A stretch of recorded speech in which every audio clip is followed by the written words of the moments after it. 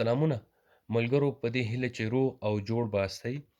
نن زه تاسو ته په دې ویډیو کې ډیره اسانه او ښه طریقه او فایدهمنه طریقه درښیم چې په هغې سره تاسو کولی شئ چې د موبایل هر ډول اپلیکیشن که هغه د خپله د موبایل وي یا تاسو ډاونلوډ کړي وي د پلی سټور نه، نو هغه کولی شئ تاسو دا پټ کړئ.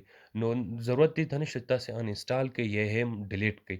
نو که غواړئ چې کوم اپلیکیشن د بل چا نه تاسو غواړئ چې پټ یې کړئ یا ستاسو ټلیفون بل چا په لاس کې هم وي، نو هغه نه پوهېږي چې ده سره دا اپلیکیشن شته او هغې نه ګټه واخلي او استعمال یې کړي. نو تاسو کولی شئ هغه ترېنه پټ کړئ او په خپل موبایل په سیټینګ کې چې هغه نه ډیلیټ کېږي او نه هم انسټال کولو ته ضرورت لري، نو هملته به یې پاتې وي چې هر وخت ستاسو زړه یې بېرته بیا رااخلي. نو دا داسې طریقه ده چې په دې سره نه پلی سټور نه اپلیکیشن ضرورت شته چې تاسو ډاونلوډ کړئ او نه بله طریقه په خپل موبایل په هر ټلیفون کې شته او تاسو کولی شئ ویې کړئ. نو په دې ویډیو کې موږ سره پاتې شئ او زه به تاسو ته دا طریقه اسانه طریقه باندې در وښیم. راځئ اول راځو سیټینګ ته. سیټینګ ته چې راغلی دلته مختلف لیکنې دي. په درېیم نمبر ډسپلی به کلیک کړئ. په ډسپلی کې هم مختلف ځایونه دي. په دې کې به هم سکرین چې کلیک کړو نو دې کې مختلف بیا دي. دې اخیر ته به راشئ پورته په کش کې هیډ آپس دا به کلیک کړئ. دا چې کلیک کړو نو اوس دلته ستاسو ټلیفون کې چې کوم اپلیکیشنونه دي هغه دلته ښکاري. دا ورته وګورئ دا ټول ښکاري. زما په موبایل کې دغه اپلیکیشنونه دي. نو اوس چې کوم یو هم زما زړه غواړي همهغه به زه کلیک کوم او هغه به بیا ورکېږي او چې بیا کله زه وغواړم نو همدغه ځای نه به یې بېرته ریموف کوم او بېرته به خپل ځای ته راځي. مثلا زه اوس غواړم کیمره ده، دا زه غواړم چې هیډ کړم پټی کړم.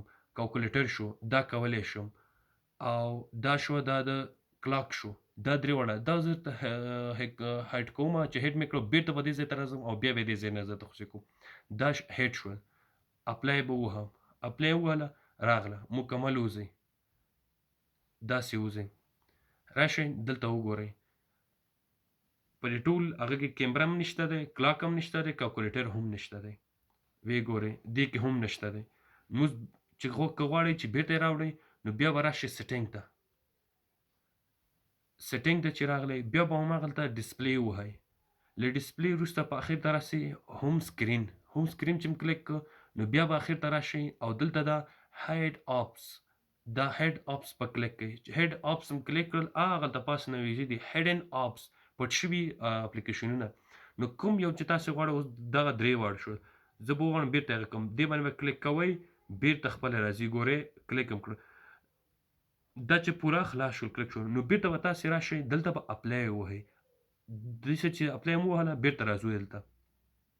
موږ به دا ټول بېرته راغلي. دلته وګورئ دا کلاک شو، دا کیمره شوه او دا کالکولیټر شو.